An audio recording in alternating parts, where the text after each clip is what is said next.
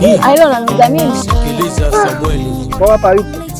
Wewe ndo unakaa naye kwako unanuza mimi Aila. Wewe unamtafuta kwako katoka saa ngapi mpaka saa hizi unamtafuta? Alitoka asubuhi sema anakuja huku. Wewe unamtafuta Aila, wewe nenda nyumbani atafuje. Ila hapa niliaidiana naye aje leo.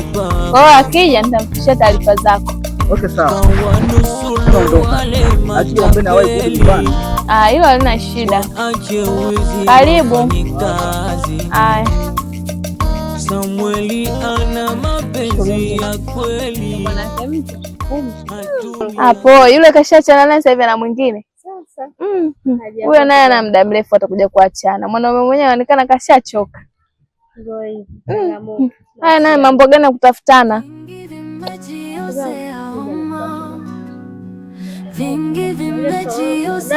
Mimi hata sikusindikizi. Kwanza mtunze mtoto, hilo ndoa kama Mungu amekulete.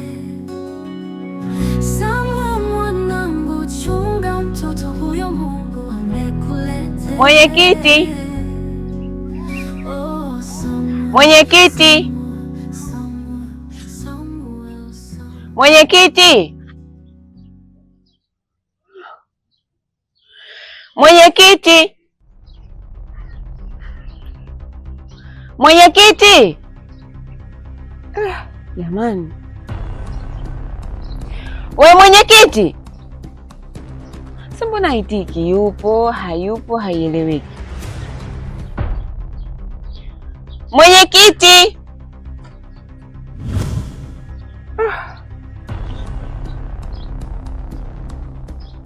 Kwa kweli. Wewe mwenyekiti. Yupo, hayupo, haijulikani.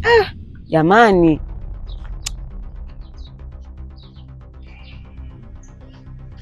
Mwenyekiti. Sasa mbona nipite mwananchoko kama unioni?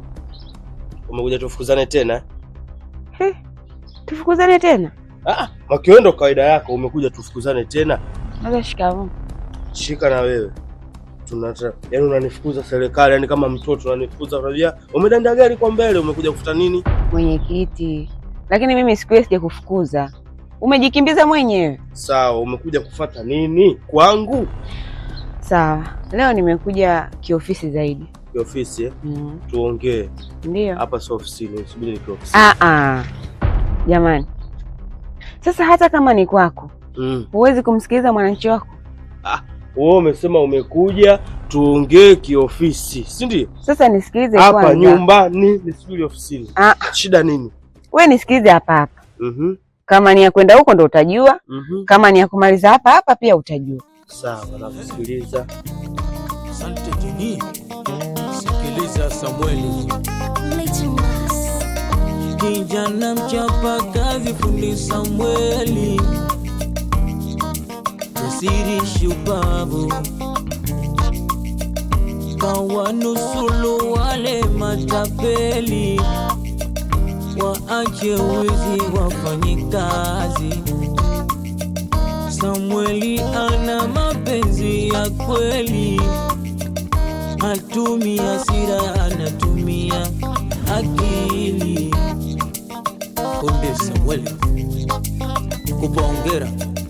Kutwa yupo kazini, fundi Samueli. Sio kama wale matapeli. Kawaokoa vijana mitaani, waache zurura, waingie kazini, wapata chakula. Fundi Samueli. Kuna magumu kibawalo yapitia jendani, kawaokoa vijana wasobarikiwa jendani. Mzigo wa mapenzi ya kumwelemea jendani. Mwenyekiti bwana, mimi mwanangu kapotea. Ila sijajua kapotea, yani nimetafuta sijampata. Lakini katika kuzunguka huko nimepata taarifa kwamba hapa kuna watoto uko nao. Sasa nikadhani labda na wakongo wamekuja hapa, ndio maana nimekuja hapa kuangalia. Kwa hiyo kumbe wakati unanifukuza kule, yaani tunakwenda na kimbele kutafuta mtoto wako. Mwenyekiti bwana. Sasa mimi niseme mara ngapi? Ile siku wewe ulikuwa unajikimbiza mwenyewe. Mimi sikukukimbiza. Nikakwambia hivi, mimi namkimbia mwanaume ambaye alinitelekeza na ujauzito. Sasa mimi sijui wewe ulitokea wapi mpaka ukaanza kukimbia. Sawa. Usinichoshe, nimetoka kwa nimetembea wewe. Jua limeniwakia, tusichoshane. Watoto hawakai hapa. Yaani watoto wapo lakini hawakai hapa. Wako site. Unaelewa Site. Kwa hiyo uje kesho. Hebu ngoja kwanza. Vimejiozea kwanza, mtunze mtoto, hilo ndo agano Mungu amekulete. Samuel mwanangu, chunga mtoto huyo Mungu amekulete. Oh Samuel, Samuel, Samuel, Samuel, Samuel.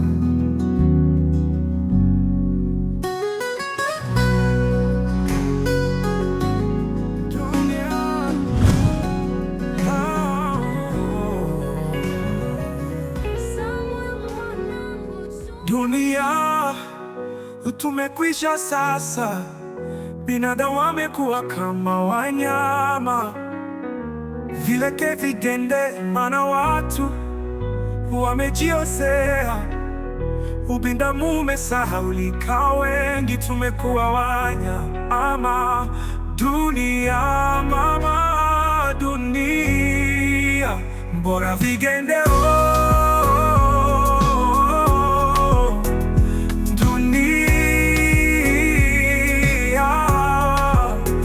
vigende dunia bora vigende.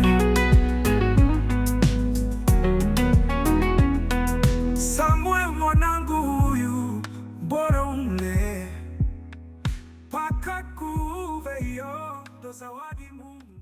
Site? Wako site. Yaani serikali tuna eneo letu. Yaani tunaweka watoto huko wanakaa. Kwa hiyo sio hapa. Kwa hiyo wewe njoo kesho twende site. Eneo maalum la kuweka watoto. Umeelewa Sasa hapo nimekuelewa. Yaani wewe ulivyoniambia site nilikuwa sijaelewa. Nikadhani labda hiyo site yani watoto wale wa miaka miwili, kasoro miaka miwili, kuna sehemu mnawafanyisha kazi. Kumbe kuna sehemu maalum ya kuwalea. Ndio hivyo. Sehemu maalum ya kukaa. Haya, mwanao yukoje? Ana miaka miwili kasoro. Njoo kesho. Twende kaangalie yupo. Kama yupo utajua wenyewe. Sawa? Sawa.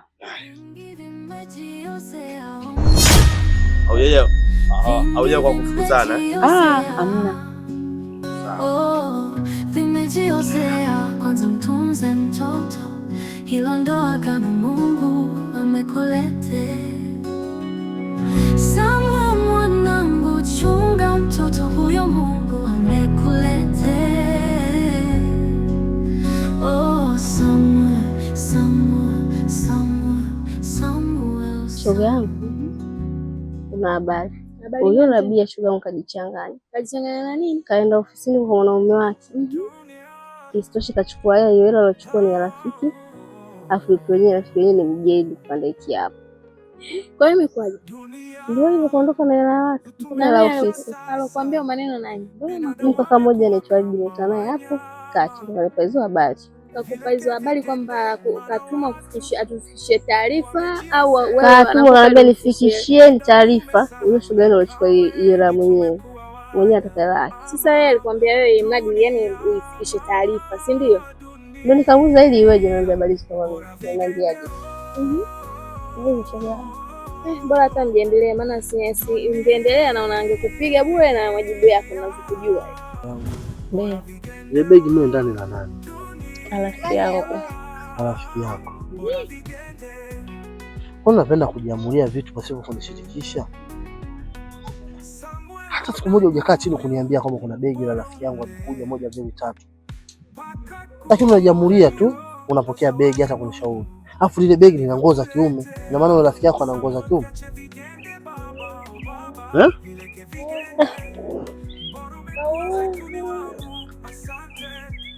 Kwa nini unakuwa hivyo wewe? Unakuwa na mambo ya ajabu ajabu wewe. Wewe mwanaume au mwanamke umda? Kama mwanaume wewe niambie basi nijue mimi nije wazazi wangu waje kuchukua mahali kwenu. Mwanaume wewe hapo. Sasa kwa nini unanidharau? Kwa nini unapanga jambo unalotaka wewe ndo unalifanya hilo? Kwa nini unishirikishi kila kitu? Unakuwa msiri, unakuwa unafanya vitu vyako, ndio matokeo yake umeniletea mtoto hapa. Mtoto hajulikani wapi ametoka. Matokeo yake mpaka sasa hivi mimi nipo kwenye wakati mgumu kwa kufikiria wewe kila siku. Maisha gani haya tunafanya? Wewe mtu usiokuwa na kujitambua kwamba ili mume wangu akae siku afurahi. Hakuna hata siku moja ukaniachia nafasi nikafurahi. Wewe mwanamke gani wewe? Mgeni si nani maskini ya Mungu alotapeliwa na ugeni wake. Simjui huyo mkaka vizuri. Atajua mwenyewe ndo kijijini kwetu. Shoga si huyo hapo. Huko. Wala pambe. Yule mkaka ndo mgeni? Hata sio mgeni yule.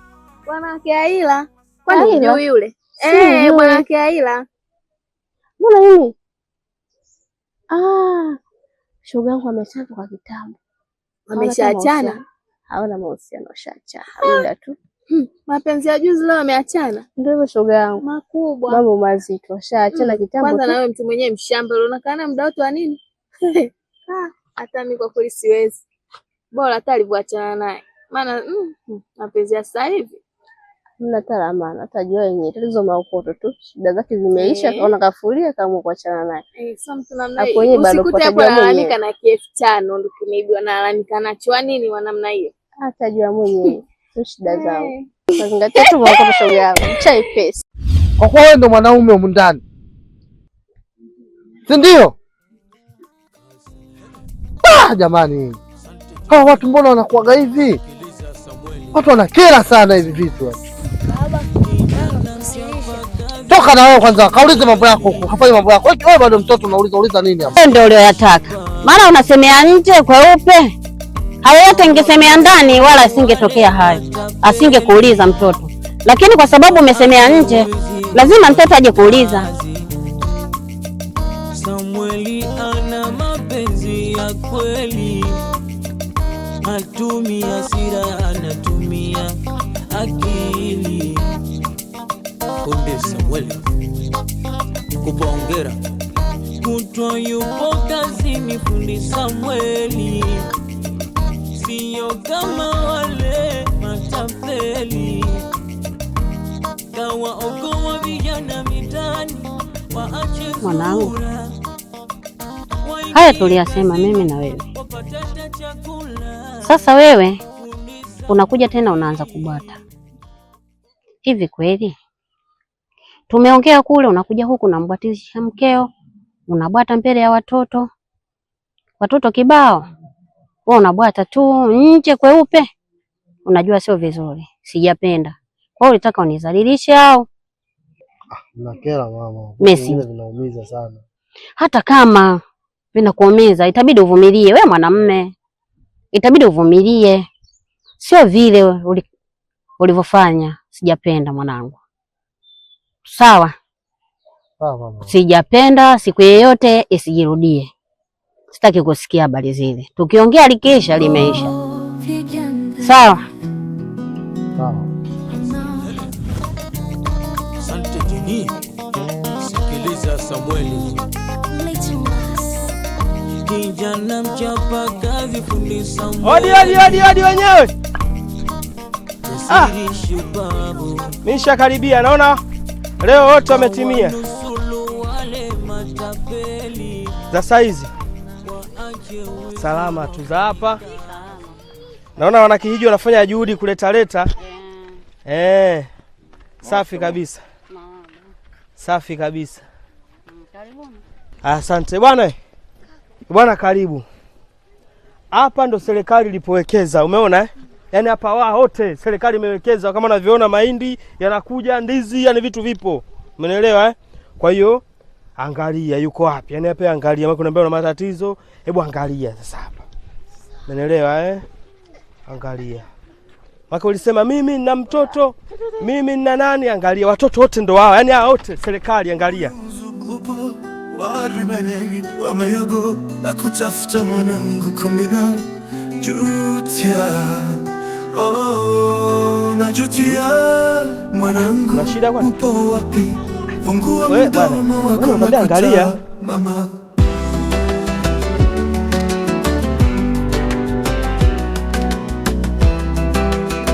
Shida yako moja, ushanielewa? Yaani unanisumbua kweli. Twende tukamuone. Unaona bwana wewe umesha siku unanipa tuondoke. Mwenyekiti bwana, mimi naomba niongee kitu kimoja tu hivi. Kitu gani? Yaani wewe umenifuata. Twende tukaangalie mtoto. Umeona bwana, mimi mtoto wangu kapotea, tumeenda mpaka pale. Angalia mtoto, angalia kama kuna mtoto wako, naambia tuondoke. Yaani sasa umenipeleka pale ili iweje? Mwenyekiti, mimi lengo langu nisikilize kwanza. Yaani taratibu. Sawa, nikusikilize. Umenisoma nifika mpaka pale umeangalia watoto. Mwanao umemuona? Hapana. Mwanangu mimi sijamuona. Na ndo sababu ambayo nataka nikwambie sasa. Nakusikiliza. Ulivyonisumbua mimi kwenda pale. Kwa pale tulipotoka sasa hivi kwenda kumwangalia mtoto. Mimi sikufichi, nakwambia ukweli. Mimi mwanangu simjui. Mimi nilipofarakiana na mpenzi wangu toka akiwa mjamzito. Kwa hata alivyojifungua sijui.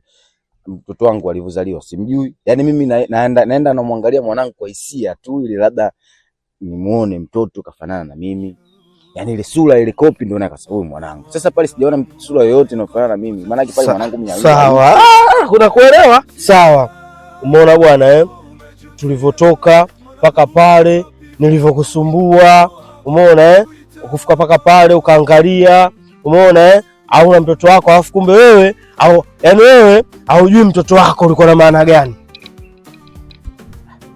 Nikitisia tu, yani unajua wewe mwenyewe ukiwa na damu yako pale, sura kidogo hata sikio.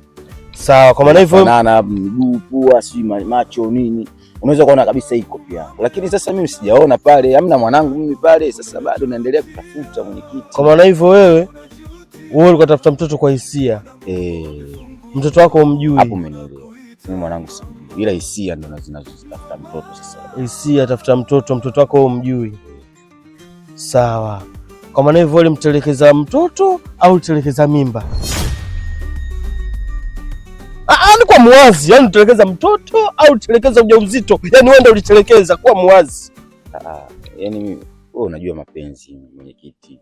Sawa, ulitelekeza mtoto au ulitelekeza ujauzito? Yani nataka kujua hapo. Umekwisha, binadamu wamekuwa kama wanyama. Oh, vile kivigende. Oh, vigende. Mama, naomba uje hapa.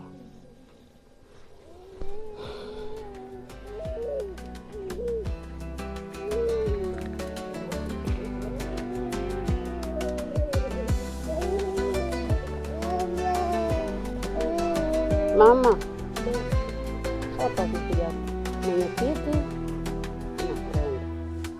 na kwenda. Wamekuja hapa wameangalia watoto. Sijui.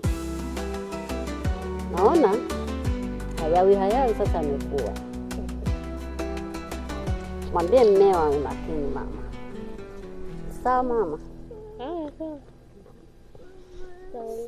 Sio kimasiala awe makini. Kamwamini Mungu mpaka katusua shetani. Samueli alishafumania mkewe na jirani, alivumilia.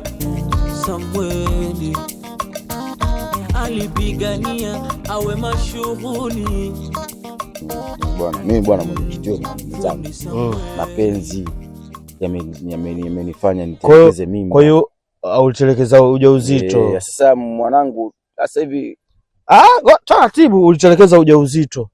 Kwa nini usitafute ujauzito? Yaani kwa nini nisende mimi mwenyekiti natafuta ujauzito wangu? Kwa nini usitafute ujauzito? Kwa miaka ambayo mimi nimeachana na mke wangu, hakuna ujauzito utakobaki hadi leo.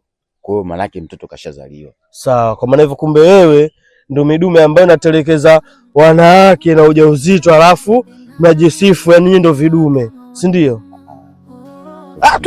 Wewe umeona ndio ukweli, sio taratibu. Kumbe wewe ndo katika vijana ambao wanatelekeza wanawake na ujauzito, si ndio? Ndio maana nilikuwa kila nikitazama nikiangalia kwamba wapi mwananchi wangu, sio mwananchi wangu, anaingia natoka. Wewe sio mwananchi wangu. Sasa nisikilize. Yaani hili limefika kwa mwenyekiti, wewe jela. Kazi.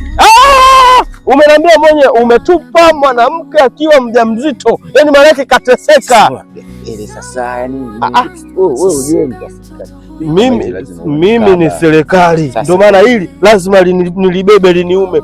Wewe kumbe katika vijana ambao mmetelekeza, yani umetelekeza mjamzito, yani maana yake kazaliwa na mtoto mjui, anaishi mazingira magumu, yani wewe ukiwa upo unaishi vizuri, mtoto kateseka. Sasa masuala ya ajira na kujaji hapo mwenyekiti. Ujue mimi najaribu kukwambia namna ambavyo mimi nilivyoteseka au navoteseka kumtafuta mwanangu. Nimekuja kwako, yani unisaidie sasa. Yani wewe umekuja kwangu mimi kuja kuonyesha kwamba mwenyekiti, mimi ndo kidume nilikuwa nimetelekeza mwanamke na ujauzito, mwisho wa siku sasa hivi namtafuta nimchukue mtoto wangu. Ulishindwaje kumhudumia mpaka ukaamua kutelekeza, sasa hivi unatafuta mtoto? Ulishindwaje? Wewe jela. Umekwisha, binadamu wamekuwa kama wanyama. Vile kevikende, vigende.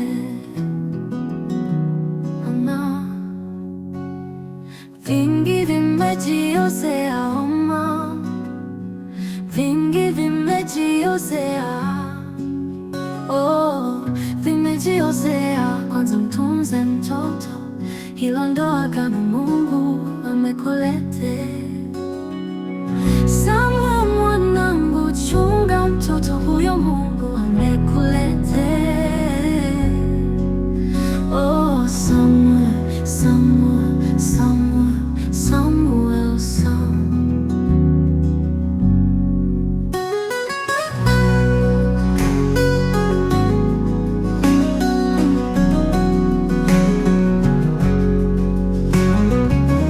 Samuel mwanangu, chunga mtoto huyo Mungu amekulete. Samuel, Samuel, Samuel, Samuel, Samuel.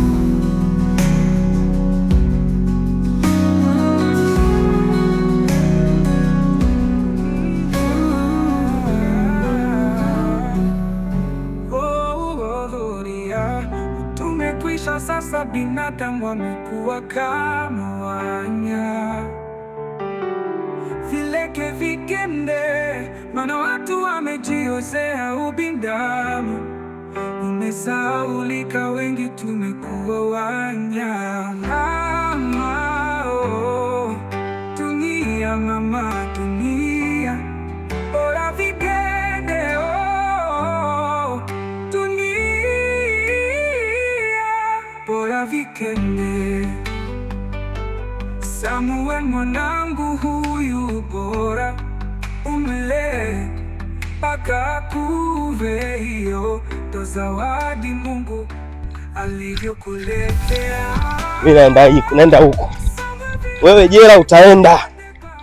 Ushanambia mwenyewe kwamba wewe umetelekeza mtoto. Masuala ya jela tena niingia vipi tena hapo? Mimi changamoto za mapenzi unazijua. Changamoto za mapenzi kama ukimbie. Alafu umeacha mjamzito. Angetunzwa na nani? Mimi mwenyekiti bwana. Taratibu. Wewe ulimtelekeza mwanamke au ulimtelekeza mimba? Yaani utelekeza mimba na mtoto. Bana mimi sijatelekeza, mimi nimegombana na mke wangu, mimi kipindi ambacho mimba. Sijamtelekeza. Yaani mimi sijatelekeza. Wewe ndio maana kukutana mtoto wa kike anakimbia kwa hiyo. Nakimbia mwanamke mwanaume. Eti mwanamke tu nakimbia mwanaume lazana. Nakimbia mzee. Utakuwa ndo wewe. Yaani akili yangu naambia ndo wewe. Sasa mimi simjui wewe unamkimbiza, mimi sijamkimbiza. Ujue? Na huwezi kujua. Yaani wewe unawakimbiza wengi mpaka wewe mwenyewe ujui, wewe mwenyewe ujijui unawakimbiza wengi. Nisikilize. Nimekusamehe kwenda jela.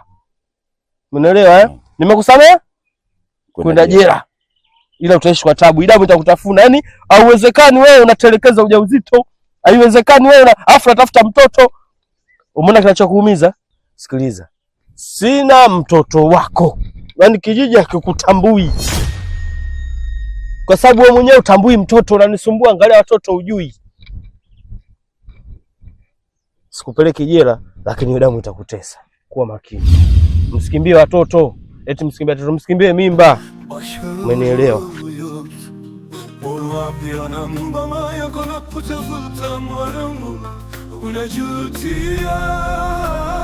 Umejutia, mana hupo wapi? Fungua mdomo wako na kuita mama.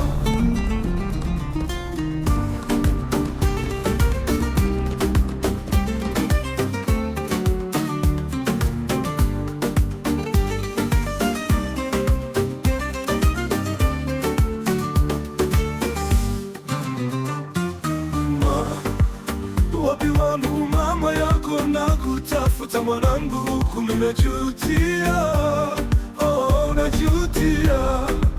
Mwanangu wapi? Fungua mdomo wako na kuita mama.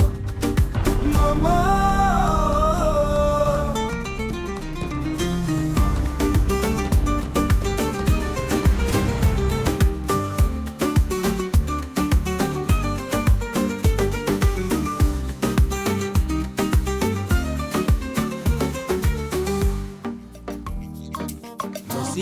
Shupavu kawanusulu wale matapeli, waache wizi wafanye kazi. Samueli ana mapenzi ya kweli, hatumia hasira, anatumia akili. Konde Samueli, kubongera kutwa yupo kazini. Fundi Samueli siyo kama wale matapeli, kawaokoa vijana mitani, waache zurura, waingie kazini wapata chakula. Fundi Samueli, kuna magumu kibawalo yapitia jendani, kawaokoa vijana wasobarikiwa jendani, mzigo wa mapenzi ya kumwelemea jendani, kamwamini Mungu mpaka katusua jendani. Samueli alishafumania mkewe na jirani, alivumilia. Samueli alipigania awe mashuhuri. Kuwa kama wanyama, oh vileke vikende, oh vigende. Mama Vipi hapo? Kwema. Mbona wewe hivi umembeba vipi? Usimuona kalala jamani. Mbona mama uko mama sijaonana naye, kuna nini? Kaniambia akaja mwenyekiti hapa. Alifika hapa kuja mtu, lakini alifika ameangalia tu watoto. Afu akaondoka hata bila kuaga. Ndio akasema akija mumeo hapo mwambie. Ndio hivyo. Na hivyo naambia mama. Mwenyekiti. Anaambia akija mumeo mwambie. Humjui huyo mtu. Nitamjulia wapi? Ningemjua si ningekwambia akaja na fulani. Habari ndio hiyo. Mwenyekiti. Hebu ngoja.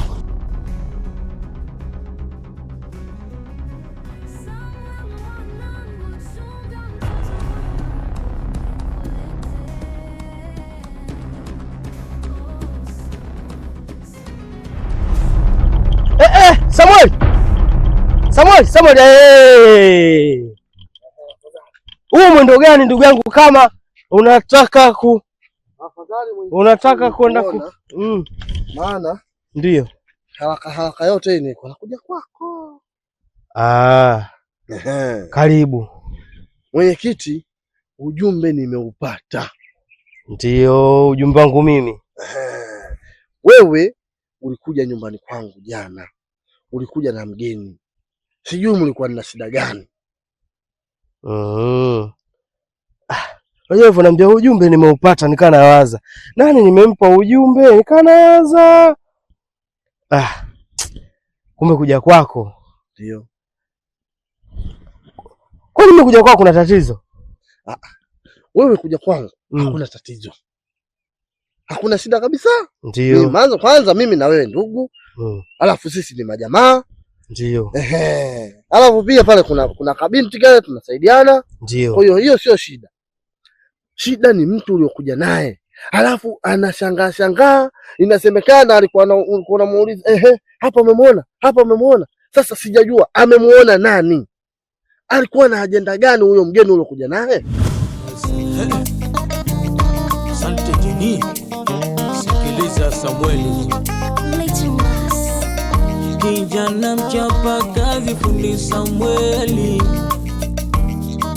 jasiri shupavu, kawanusulu wale matapeli, waache wizi wafanye kazi. Samueli ana mapenzi ya kweli. Tangulia. Na wewe mtu utafikia Mmasai. Kazaneni kwa twende. Na wewe umechukua, wewe mtu mzima hapa. Tangia twende huko. Chibweju nini? Kupongera. Kutwa yupo kazi huko. Sio kama wale matapeli, kawa okoa vijana mitani, waache zurura, waingie kazini wapate. Baba sasa hivi ananiana. Wale wananchi bwana. Huyo mama alokuambia haswa. Sasa mama ameshindwa kunielewa, yaani ameshindwa kuelewa. Umeona bwana Yule mwananchi wangu, umeona kama unavyojua kitembea mwenyekiti, mwananchi naye yupo. Mwenyekiti pita huku, mwananchi na mimi, mwananchi wote wa kwangu. Niko natembea naye kwenye mji, tumeangalia mambo ya mipaka, si ugomvi wa ardhi, si nini. Umeona bwana Baada ya kumaliza nikamwambia tupite hapa. Twende hapa tuangalie serikali imewekeza huku. Umeelewa Kwa tulipofika pale kanaambia angalia. Hawa wote hawa kwetu. Umeona bwana Sasa wao tunaambia angalia kwetu. Nafikiri hapo ndo bibi mkubwa hajaelewa hapo. Hajaelewa. Sasa hizi bwana. Umeona bwana Kwa hapo nafikiri bibi mkubwa ndo hajaelewa. Ndo hadi kuja kukwambia wewe kwamba sio alikuwa anaangalia. Mimi nilikuwa napita na ile mwananchi. Usiwe na hofu.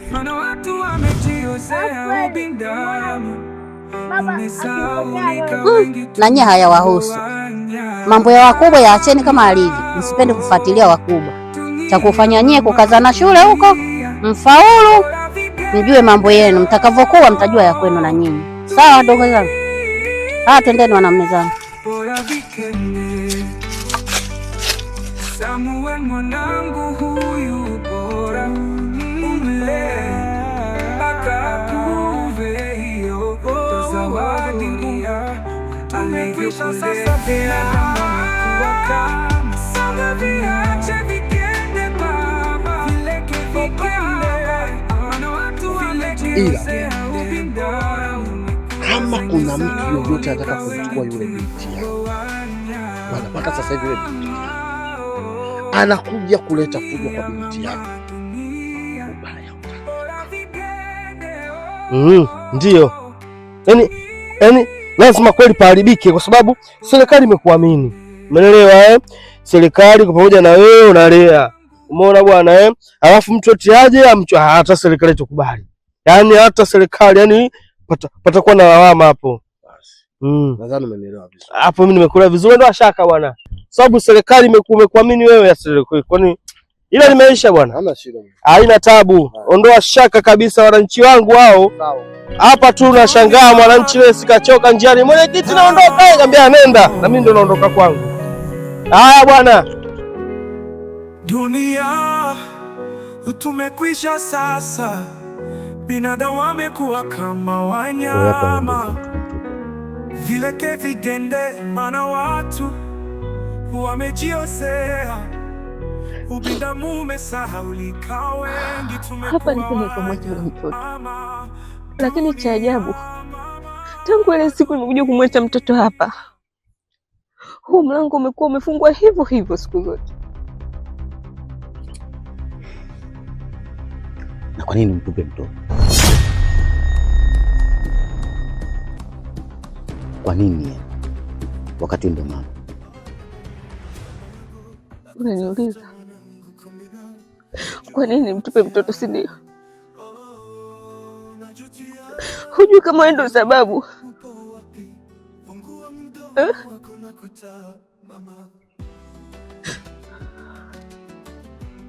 Zuena, nisikilize.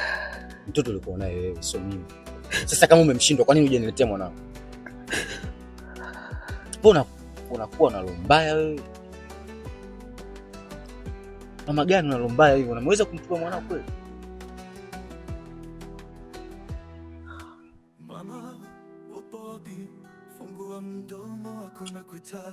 Unazungumzia roho mbaya, si ndio? Unaijua roho mbaya wewe? Mimi na nani mwenye roho mbaya? Umesahau, si ndio? Acha nikukumbushe. Wakati siku unaondoka, nilikwambia unaondoka, huyu mtoto atamlea nani? Na nikakukumbusha kwamba wewe ndo baba wa huyu mtoto. Haukutaka kunisikiliza.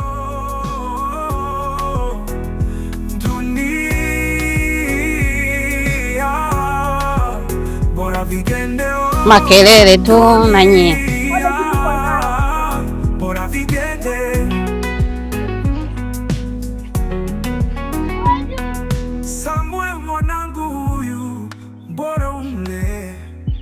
Mbona hivyo?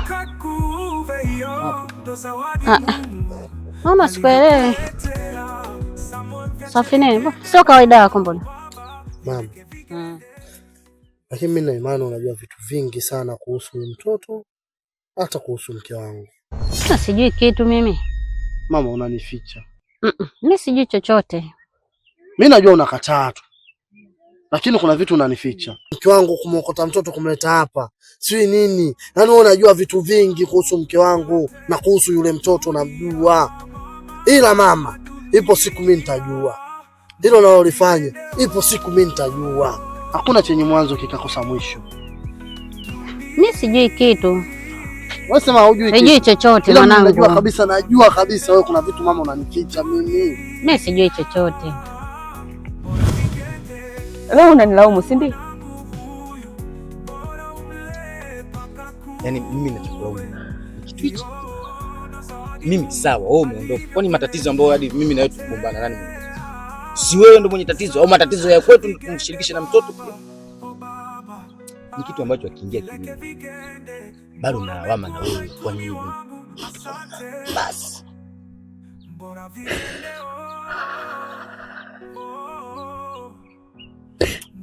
Unajua ni Mtondo? Kinachoniuma mimi,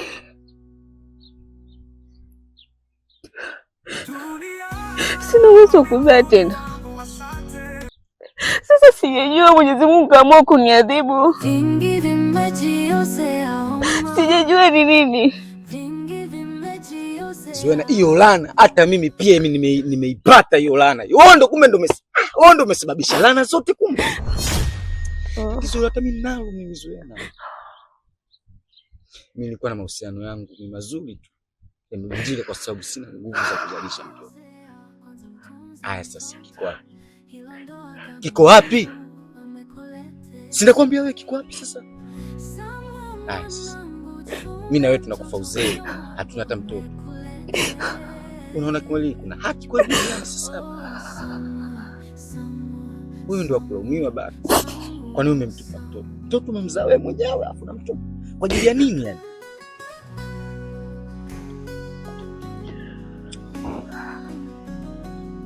Tondo, nakuchukia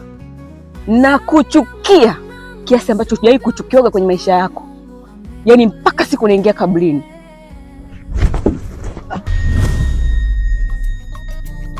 Asante Jeni. Sikiliza Samueli. Kijana mchapa kazi fundi Samueli. Hey! Karibu. Mama, mbona usiku kuna tatizo gani tena? Tatizo sijui wanachoweza kukalia. Mama bwana, hapa tunakaa kiasili. Karibu sana. Ukae uniambie. Kuna tatizo gani? Maanake naona usiku huu sio kawaida yako. Kweli sio kawaida yangu. Ndio. Tatizo lipo. Maana nyumbani kwangu amani haipo kabisa. Maana mwenyekiti nisingekuja saa hizi. Lakini sasa naona mambo yanazidi nyumbani. Uelewano haupo. Migomvi kila siku, nimeona hapana. Ndio. Maana sasa mpaka mwanangu ananishirikisha na mimi. Wewe. Kuhusu yule mtoto vipi? Maana sielewi mwenyekiti. Maana mwanangu ananiambia kuna kitu mimi namficha kuhusu juu ya yule mtoto pia na mke wake. Uelewano haupo sasa juu yangu mimi na mwanangu sasa hivi. Uelewano hamna. Kwa hiyo yule mtoto itakuwaje? Naona mimi mfanye michakato arudi kwao. Sawa. Sasa kweli mama, usiku unasumbuka jambo lenyewe dogo tu hilo. Mwenyekiti kwangu kubwa sana kwa sababu amani haipo nyumbani. Sawa. Sasa mimi nimekuelewa. Unaelewa mama Mimi nimekuelewa. Wewe ndo washaka hilo swala hilo tunalishughulikia. Sawa. Yule mtoto paka leo kuwepo pale sababu bado tunapambana kuwajua wazazi wake wakina nani. Umeona wakipatikana tu wazazi wake muda wote, saa yote ataondoka ataenda kwa wazazi wake. Sawa. Kwa hiyo ndo washaka waambie wasio na wasiwasi, ataondoka kwenda kwa wazazi wake. Sawa. Basi ufanye hivyo bwana. Basi wala shaka. Ningekuwa nawajua wazazi wake, yani alipokuta ningemchukua nikampeleka. Umeona? Sasa siwajui, wazazi wake siwajui, ndio maana tunahangaika kusumbua watu wa kijiji nani wote wajitolee pale. Umeona Lakini ndo shaka tunalishughulikia. Wakikosekana basi tutaongea na serikali kuu huko, kuna watoto yatima huko kwenye wanapolea watoto huko atapelekwa. Sawa. Si ndio Sawa. Hamna shida. Basi sawa. Mimi naona nikwache tu. Haya mama, tuko pamoja. Haya. Wewe waambie sio na wasiwasi hata kidogo. Haya. Mbona usiku mwema? Haya pia na nyinyi. Haya, haina tabu. Wewe waambie tu wasio na wasiwasi. Tena paka njia, kwa jambo limekuchanganya. Wananchi wangu wana tabu kweli. Swala mtoto dogo tu hili. Swala kuisha.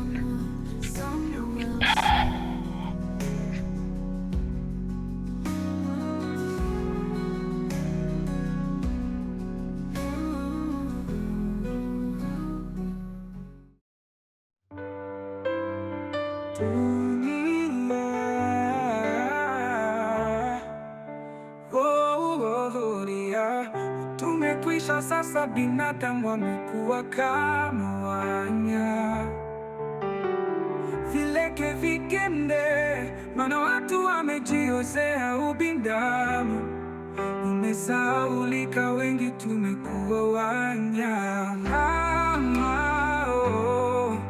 Dunia mama, dunia bora vigende,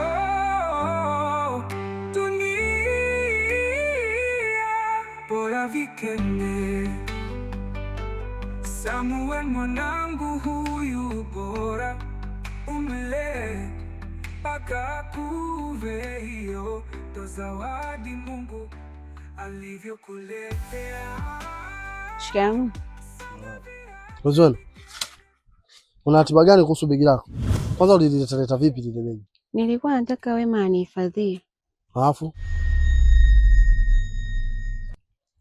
tunaongea na wewe, halafu iweje? Nibaki pale pale, si ndio? Hapana. Bora ratiba yako ikoje kuhusu begi?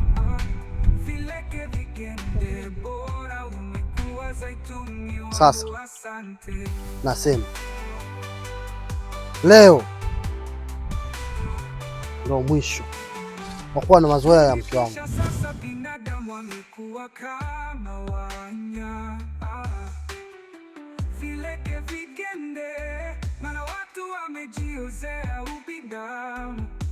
Umesahaulika, wengi tumekuwa wanyama. Dunia mama, dunia bora vigende. Dunia bora vigende. Samue mwanangu, bora ule mpaka kuiondosa hadi Mungu alivyokuletea. Samue viache vigende baba.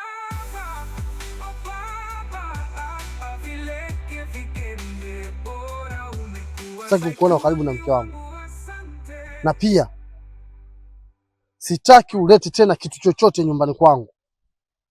Kaa mbali na mke wangu, kaa mbali na mji wangu, sije nikakufanyia kitu kibaya, sawa? Na nataka uje uchukue begi lako. Nopo uzipuuze, sitaki kwangu. Letea begi, letea matatizo mimi nyumbani. Sitaki dharau kabisa. Ndoa zenu ninashindwa, lazima kuja kuharibu mambo yangu. Wanusulu wale matapeli, waache wizi wafanye kazi. Samueli ana mapenzi ya kweli, hatumii hasira, anatumia akili. Ondesa kubongera kutwa yupo kazi. Sasa unataka kuondoka unaenda wapi? Hebu niache basi. Bora tatizo gani wewe? Sasa unataka kuondoka unaenda wapi? Na hii mimba atailea nani? Wakati wote wewe unanidharau mimi. Wewe unategemea mimi mimba nitailea? Yaani hiyo mimba mtafute baba yake, sio mimi. Lakini wewe si ndio baba wa mtoto? Mimi tena au nielewi hapo. Yaani ninapotoka hapo usinijue. Na mtafute baba wao mtoto, sio mimi. Yaani kausha kabisa, ni kama mbali na mimi, sio unielewa.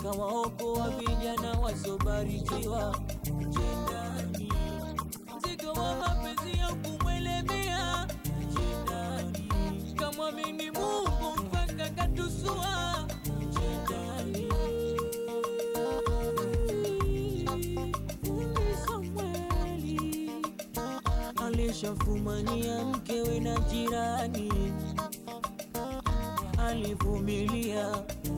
Samueli alipigania awe mashuhuri.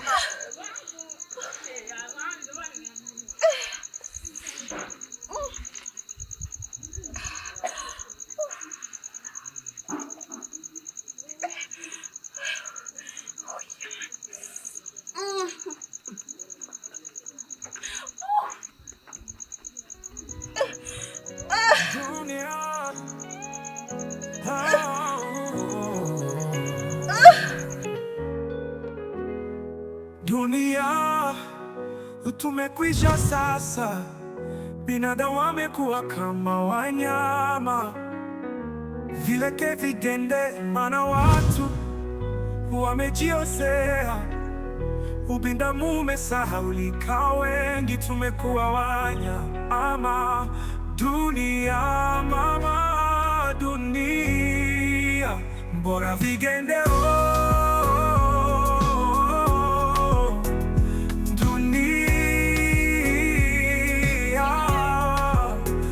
Vigende dunia bora vigende.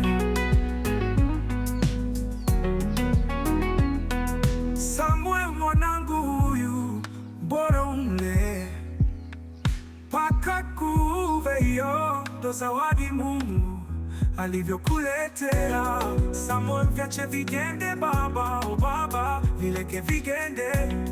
Bora umekuwa zaituni wangu, asante. Dunia mama, dunia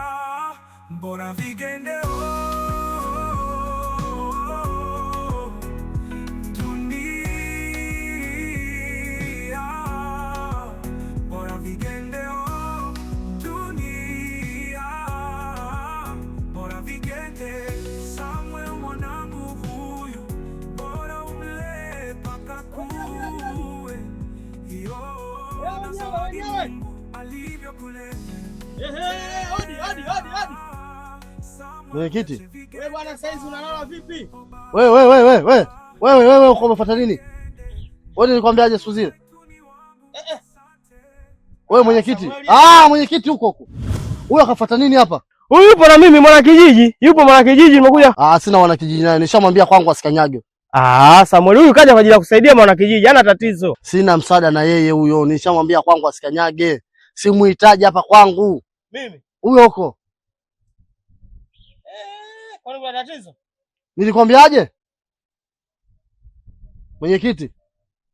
Naomba huyo aondoke kabla hatujaongea. Ngoja kwanza. Sihitaji kuongea na huyo akiwepo. Kama una maongezi na mimi, huyo aondoke. Simhitaji hapa kwangu. Huyo kanisababisha matatizo mimi mpaka mke wangu ndo wangu na mke wangu mimi. Mpaka sasa hivi mke wangu hayupo kwa sababu ya huyo. Samuel, ngoja kwanza. Unajua bwana. Mwenyekiti, tusivunjiane heshima. Naomba huyo aondoke. Huyu yupo na mimi mwana kijiji.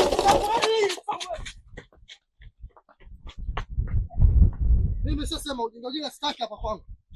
Wewe mwenyekiti ushakwambia tutavunjana heshima. Sitaki mimi mambo ajabu hapa. Ngoja nimvunje mtu miguu mimi. Sitaki kabisa mimi.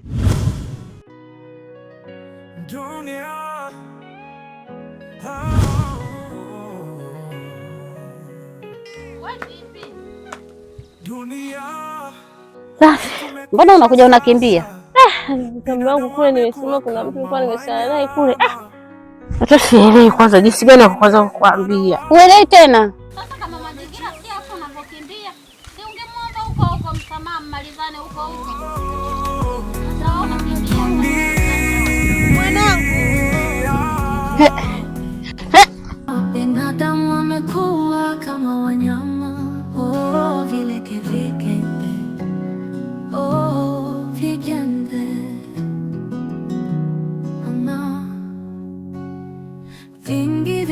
Kwa Samuel, mimi hapa nimekuja kimazingira safi tu.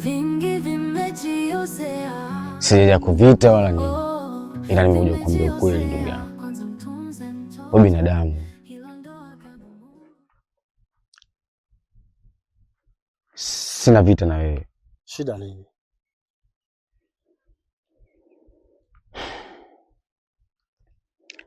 Shida yangu mimi wewe unaijua. Tuongee kibinadamu. Mimi nimefanya makosa makubwa sana ndugu yangu. Hii damu yangu nipe mtoto wangu basi mimi niondoke naye. Hivi wewe una akili timamu kweli? Ulimweka wapi? Mpaka mimi namchukua. Mtoto wako anaweza nikaa naye mimi? Ndio hayo matatizo mimi siyataki. Utakuja mnione mbaya, utakuja mnione mkorofi. Kijiji kizima iko atanichukia mimi. Sasa mambo ya ajabu kwangu. Kaka, sipendi vita mimi. Katafute mtoto wako ulikomwacha. Sina mtoto na wewe. Kama kuna mtu kakwambia hapa kuna mtoto wako, hapa hatoki mtoto. Au sio? Ndio nishasema hivi. Afu vyovyote vile fanya. Sitaki shari na wewe. Mimi nakwambia ukweli. Nimekuja kistaarabu sana yani. Lengo tuelewane. Sasa wewe unataka kuleta vitu vya ajabu sasa kwangu mimi. Wewe unanitishia mimi na wewe nakuogopa wewe. Ona nipanukia, si ndio? Au sio? Unaweza? Nisingeweza. Mimi nakwambia unaweza. Sio kama mimi naongea tu. Mimi vitu vyote mimi naviweza ujue. Mimi vyote naviweza. Vyote unaambia chochote. Sasa unaona mimi ni damu yangu. Kaka, katika maisha yangu mimi vita kama hiyo kupigania damu yangu mimi niko tayari. Wewe unaambia chochote. Ongea tu. Mimi na mwanangu lazima nimpate. Ongea tu. Ongea. Kwa sababu mimi nikikurudia mimi nakucharanga wewe. Wewe. Yaani kwa sababu wewe hapa kwako. Hapa kwangu utakokanyaga tena, sawa? Au sio?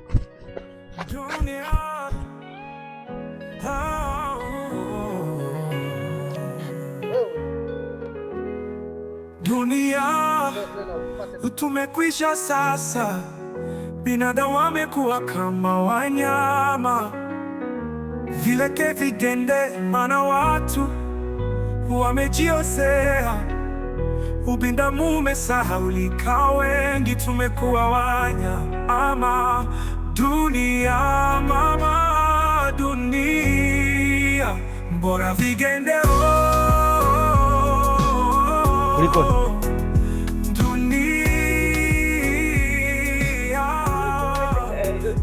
mimi tena. Mimi nimetaka nini tena? Yaani mimi nini nimetaka mpaka nataka unitafute lama nini nimetaka? Nyinyi wenyewe uzembe wenu.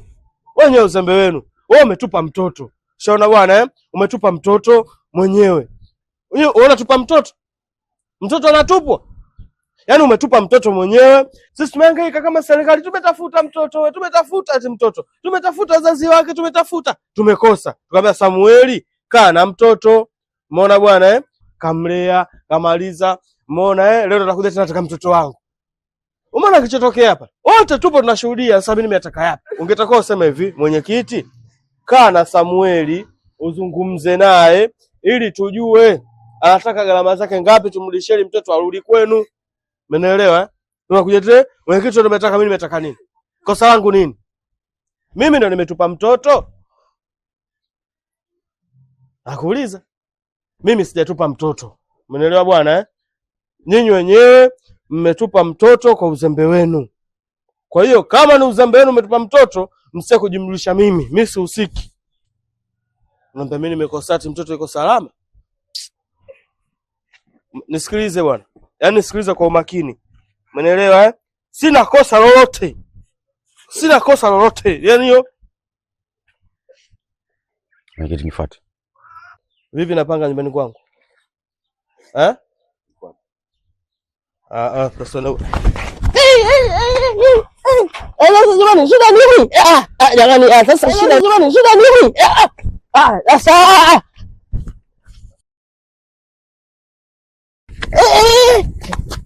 jamani, taka wapi? Wananchi utaniua. Serikali. Namna inanidhalilisha bwana. Basi twende. Sawa, twende baba. Sawa. Sawa.